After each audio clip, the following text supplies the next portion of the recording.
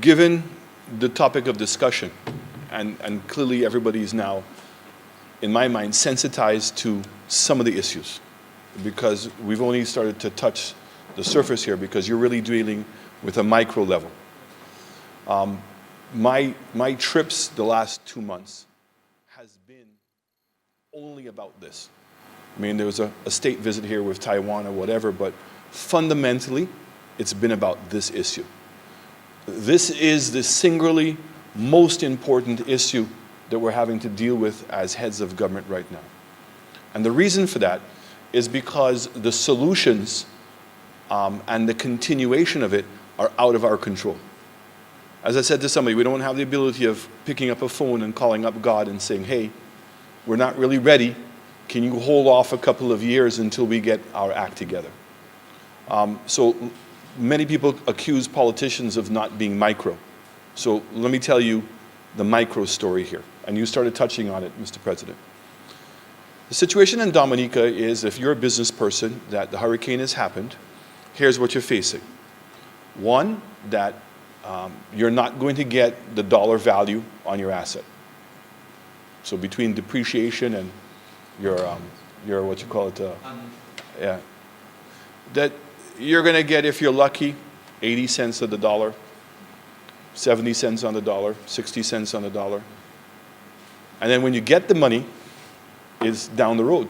It's not like somebody's going to come, you know, you see on TV where the State Farm guy comes and hands you the check, you know, as a car accident happens. That's just only on ads. That doesn't happen in reality. The next problem is the looting. So the businessman now has to pay for that looting himself. So if I'm going to rebuild under this new building code, the building I just got paid 80 cents or 70 cents on the dollar, I'm now going to have to spend $1.50 in order to rebuild properly. Okay?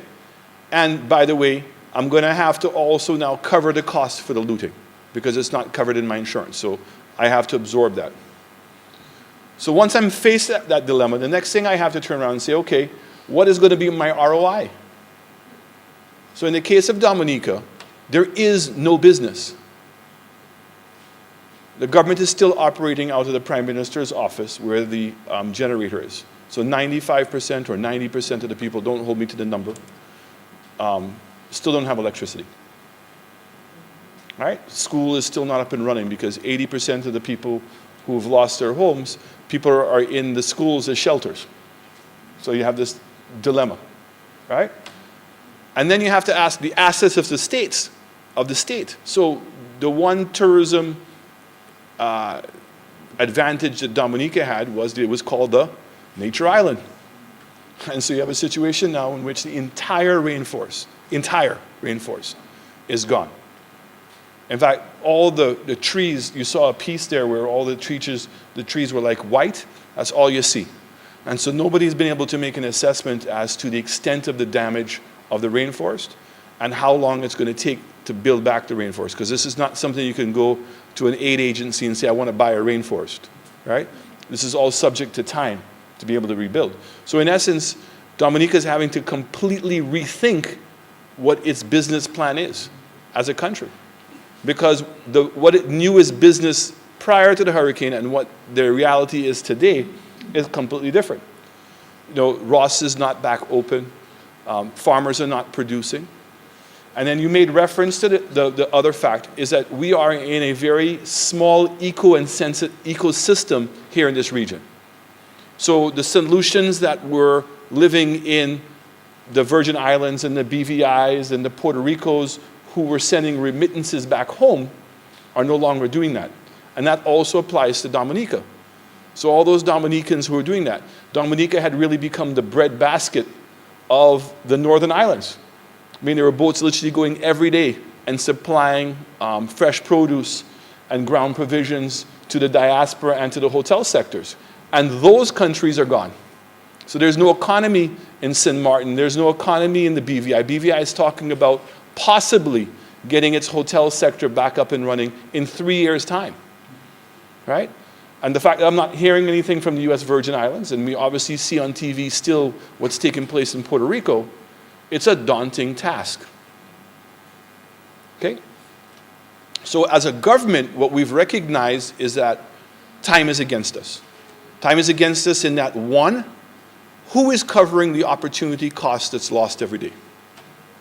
So the businesses that are not operating, that aren't earning revenues, the farmers who are not selling stuff, the remittances that were supposed to be coming home, who's calculating that number? Right? And it's a big number. And it's not just for Dominica, but even the countries that have not been impacted, that opportunity cost lost is there. The second issue is migration. So what is happening in Dominica is that the people who can afford to leave are leaving. The people who can afford to leave the BVI are leaving. The people who can afford to leave the USVI are leaving. And some of them are coming here to St. Lucia, some are going to Antigua, and some are going further abroad. But they're leaving. And who are these people? These are the people like you on the board of directors of private companies, of government statutory bodies. These are your community leaders, your coaches. How do you replace that? Think of it. That's not something, again, that you can go and buy, that immediately you can do a course and teach a person those skills. Those skills are gone. And then the third thing that's impacting us, that's driving us, and why we're out on the road right now, is the next hurricane season is 9 months away.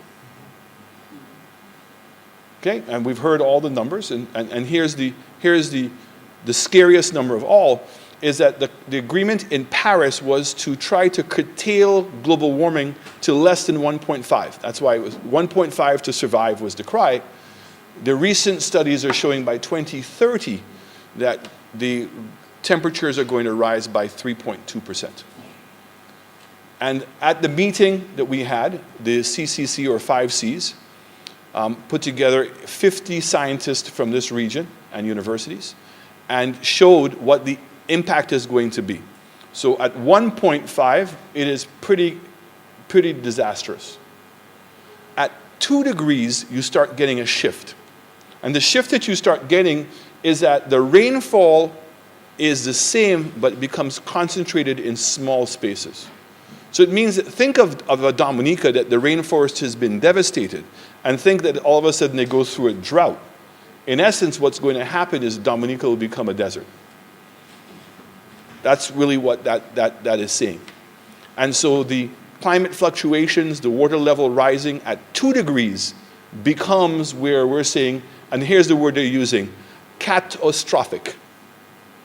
So far less when you start trying to contemplate in your mind 3.2. So as leaders in this region, what is it that we're confronted with? We're confronted with the fact that the SIDS, the small island developing states, of which there are 43 of them in the world, emit less than 0.5% of the carbon footprint. So if we were to emit 0, the impact that we would have on global warming is nothing. So in essence, that we are not in control of our own destiny when it comes to the word we call mitigation. So when I go to these meetings and people keep telling me about green energy and this and that, it is nothing. It's not going to solve our problem. So the question becomes, what is going to solve our problem? And it's exactly what is being recommended here, is that we have to build resilience to reduce the risk. That's what we have to do. And it becomes this word, and I think it's a daunting word, and everybody doesn't really understand what resilience building is. In the case of St. Lucia, resilience building is that we have to do slope stabilization. So you know the areas that are prone to landslides, you got to go in and terrace those spaces. Dominica has shown us, and the BVI has shown us, we have no choice but to put all of our utilities underground. That we have to now build bigger gullies. We have to now retrain our rivers. So you have to have now a shoulder for the river. You've also now got to raise the height of your bridges. And you've got to now do the resurfacing of your roads. And we've got to build now different shelters because we could no longer use the schools as our shelters. So we have to have dedicated shelters. So whether they are community centers or wherever else, but we cannot use our schools as the shelters. And that's not going to solve all the problem. But that is going to go a long ways that if we get impacted by the hurricane, that we're going to get up on our feet much quicker. And the kind of catastrophic disasters we're seeing with the infrastructure and everything else gets resolved. Now that obviously includes the change in the building code, but that's on an individual basis that we have to make those changes. So here's the next dilemma. Where is the money going to come from to do that? Because we're literally being told by what I've just described to you, we have no choice but to do that. Have to go and spend that money. Now, when you're at 66% debt to GDP, when you're spending almost 23% of your budget on interest payments, when you've been running a deficit for close to 15 years, there is no fiscal space to go and spend the money. And if you do spend the money, the ROI on that investment is negligible. Because the ROI is a longer-term ROI, because what you're doing is really creating risk insurance, diminishing your risk insurance. So let me give you this example. Raising a bridge higher, and it's carrying the same number of vehicles, there's no capacity change in your economy. Putting your utilities underground doesn't create any additional capacity change. There's no productivity gain that you're going to get immediately by making that investment. Putting bigger drains, resurfacing your existing roads, building new shelters, none of these things other than the employment it generates immediately, but there's not going to be a long-term economic impact on your economy. So we have been out arguing for four things. Number one, I'm glad Mr. McCready is here. The UK, when they tried to use what they call their ODA funds, their development funds, their aid funds, to assist the BVI and Anguilla, couldn't do it.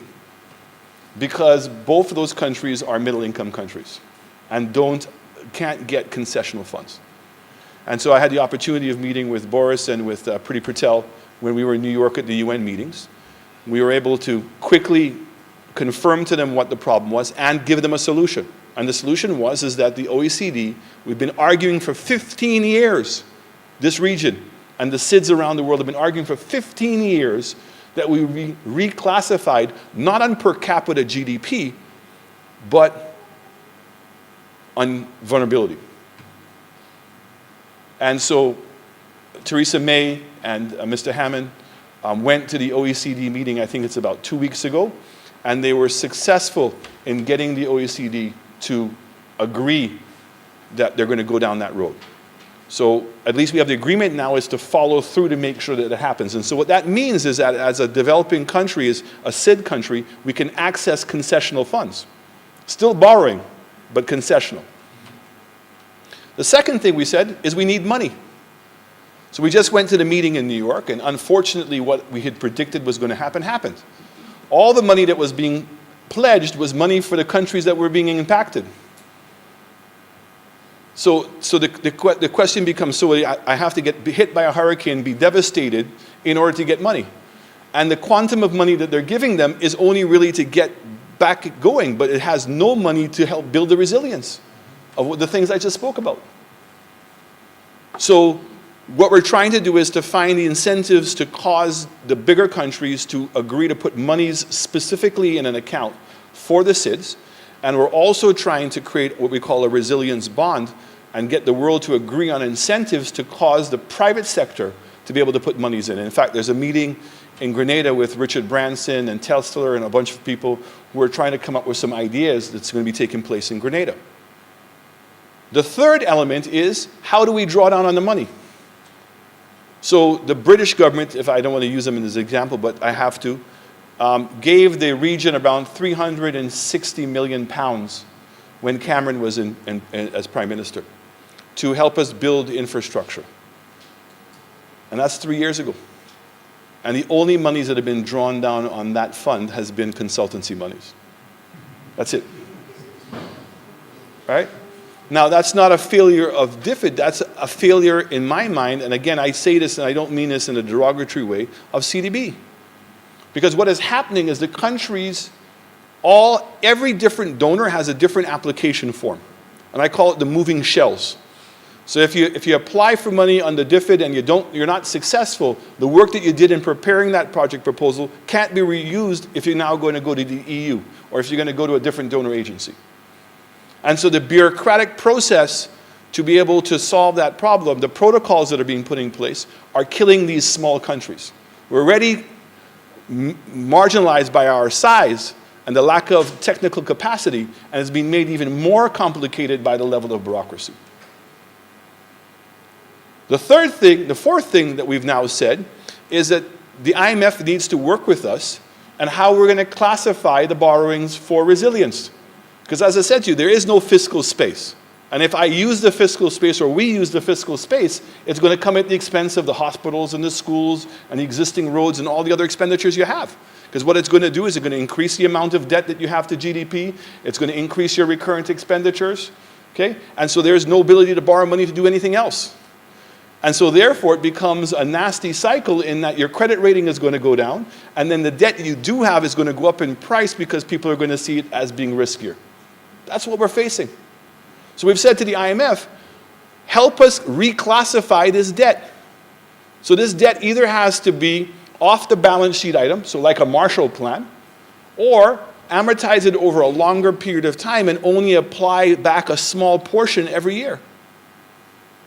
Now, we have not even begun to make the investment in resilience.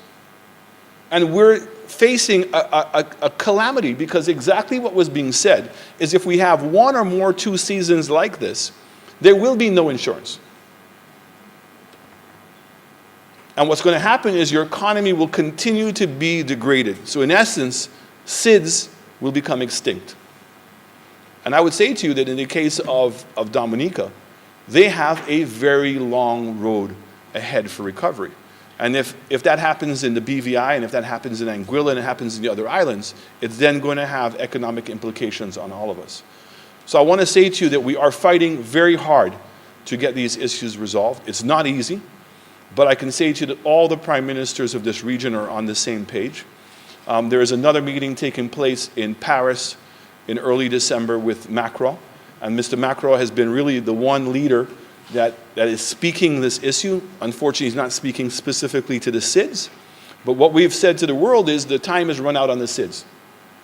And we need resolutions now. So we're trying to push very hard at the access to money, the protocols to draw down the funds, how we're going to classify the debts. We would like, before the first quarter of next year, to have those issues resolved, because we have to start spending money right now to be able to resolve the issue. So I just wanted to add that 2 cents to you, that this is probably singularly the most important thing. In terms of tourism, because we just came from the tourism meeting in Jamaica, is that we know exactly what's going to happen. The weather channels and the news channels by April of next year are going to be recanting the stories of last year, which potentially can impact your arrivals in the summer and the fall. So we're saying, if we know that, let's put together a regional marketing campaign. Let's put together a communication strategy to get out there and anticipate that. But you see, we are the ones paying the price. And we need to all work collectively together to make this big change. And the last piece that you brought up, Mr. President, is in terms of crisis management and planning. When 2 days before Irma, we realized that CDMA had done an amazing job of putting together disaster plans for each of the individual countries, but had not put together a well-coordinated plan for the region. So you had the perfect storm with 2 hurricanes, the traditional places that you would have gotten support from: Puerto Rico, the Virgin Islands, and Miami. And then the backup to Miami was Houston. We're all in jeopardy. So all of a sudden, St. Lucia, we had those meetings, and I want to again thank the Chamber for responding so quickly and so swiftly in terms of saying that St. Lucia had to become a point of extraction. And so that's why we dropped all the protocols. So the next problem that we've realized is that CDMA has no assets. There's no helicopter, there's no boats. So even in terms of trying to get the people out of Barbuda, eventually it was the Venezuelans who had to send planes up to make that happen. Luckily, when Irma came, we already were very active, and the Martinicans and the Trinidadians and the Jamaicans came to our support, and to your point, had things ready. But I agree with you wholeheartedly. This idea of declaring an emergency, which then allows protocols to go in place. And I mean, I won't bore you with some of the stuff that we had to go through, but simply troops coming into St. Lucia bearing arms, okay, is illegal. Sniffer dogs would have to now have all the veterinarian shots and stuff like that. So the idea of by declaring a state of emergency takes away those protocols and allows those things to happen on a much substantive basis. But this is now the new normal. And I would say to all of you that we've got to work collectively together to be able to resolve these issues. Your government, as well as the other regional governments, are working very hard to get some of the bigger issues to resolve, which brings back the viability, the economic viability to your individual business. And I just want to really, the UK, I want to thank you very, very much for the support that we got from you. The French, you know, even with the Dutch were trying to resolve the problems in St. Martin from Curacao. And you know, the reason why, other than just being humanitarian, in terms of offering to bring prisoners to St. Lucia, was to make the point that the solutions for emergency and how we're in recovery has to be here, can't be from abroad. So I suggest many of you go to Dominica, and once you've gone to Dominica, you will understand what I'm going to say to you now. There's two emotions that are driving me every day. Fear. Fear. Because that could have easily been St. Lucia, and I'm not so sure the outcome would have been much different than what you're seeing in Dominica. And the second one is helplessness. That not only are we being ravaged by the environment, of which we are not the ones causing the problem, but secondly, the bureaucracy is stacked against us that we can't even help ourselves. So these are the things that we're facing. And again, I just want to thank all of you. And I'm sorry to have interrupted your meeting. I know I was long-winded, but I just wanted to share with you because I wanted to take this to the next level to let you know that we're all on the same page, and this is the #1 issue that we're facing today.